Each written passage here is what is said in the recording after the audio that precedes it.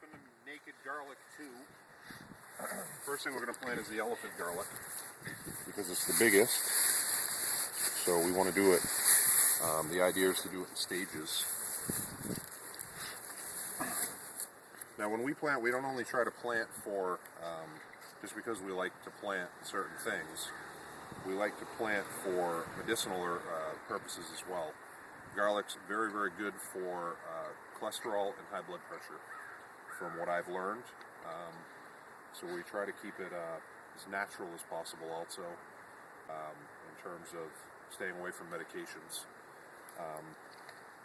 That's why we plant some of the stuff that we plant. Other stuff that we plant is just because it tastes really freaking good. So to plant garlic, again, doesn't have to be completely naked. Although if we can make it naked if we want. Just want to show the difference. There's a naked one. Isn't she sexy? And all I'm going to do is I'm going to put her down in, just like that. I'm going to cover over it. Now a lot of people will plant humps. We did humps last year. I like to try to work smarter and not harder. So this year I'm going directly into the ground because it's a lot more work to hoe up humps. And from what I've studied about it, there really is no purpose of a hump other than be able to define where your plants are at the very beginning when they're still babies. And also some people believe that it's something to do with the irrigation or the way that the water comes out. What I've found is humps actually dry up quicker than regular ground. So it makes no sense to me personally why anybody would think that somehow the hump holds the water better. It just doesn't make any purpose. So as you notice, that first clove was naked. This one I'm not going to make naked.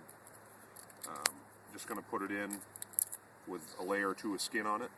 Okay, you don't want to go any more than a couple layers though, because then it'll just rot inside the skin. So that was my first one. I'm going to go about 4 inches apart because these are bigger, 4 to 6 inches. I'm just doing this. Nothing has to be exact. Gardening is fun. Doesn't have to be work. Okay. The way that I'm going to be able to tell where my rows are, at least until they're till they come up out of the ground, is just simply by putting a stake or a stick or anything.